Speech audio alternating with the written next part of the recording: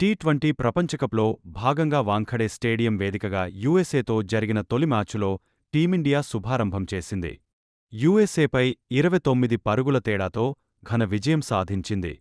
ఎంతో తేలికగా గెలుస్తారు అనుకున్న టీమిండియాను అమెరికా ఆల్రౌండ్ ప్రదర్శనతో గెలిచేంత పనిచేశారు.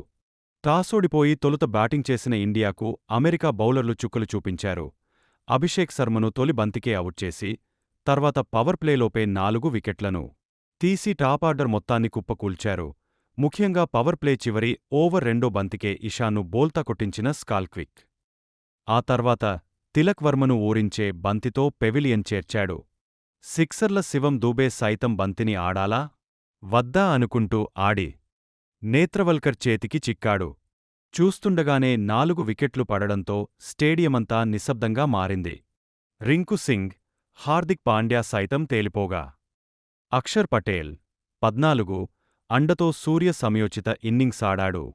77 పరుగులకే 6 వికెట్లు కోల్పోయి కష్టాల్లో పడ్డ టీమిండియా ఒక 100 పరుగులైనా చేస్తుందా అన్న సందేహాలు ఏర్పడ్డాయి. కానీ సూర్యకుమార్ యాదవ్ ప్రచండ సూర్యుడిలా ప్రతాపం చూపించాడు. వాంఖడేలో యూఎస్ఏ బౌలర్ల జోరుతో సహచరులు ఆడలేక ఓటైన చోట తానొకడే నిలబడి జట్టుకు ఊహించనంత స్కోర్ అందించాడు. పవర్ హిట్టర్ల నుంచి సహకారం అందకున్నా ఒంటరి సైనికుడులా చెలరేగాడు సూర్య. ఆఖరి ఓవర్లో 4-6-6-4తో జట్టు స్కోర్ను 160 దాటించాడు సూర్య. తరువాత 162 పరుగుల లక్ష్యంతో బరిలోకి దిగిన యూఎస్ఏ బ్యాటర్లు ఆదినుంచే తడబడ్డారు.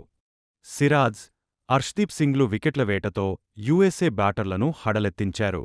పవర్ ప్లేలోనే వీరిద్దరి పేస్ పంజాకు ప్రత్యర్థి కీలక వికెట్లు కోల్పోయింది. అంతే 13 పరుగులకే 3 వికెట్లు కోల్పోయింది అమెరికా. ఆ తర్వాత మిలింద్ కుమార్, సంజయ్ కృష్ణమూర్తి ఇద్దరు కలిసి 58 పరుగుల భాగస్వామ్యం అందించిన ఆఖర్లో రంజనే 37 పరుగులు మెరుపులు మెరిపించిన 20 ఓవర్లలో 8 వికెట్లు కోల్పోయి 132 పరుగులు మాత్రమే చేయగలిగింది. చివర్లో మాన్ ఆఫ్ ది మ్యాచ్ సూర్య అందుకున్నాడు.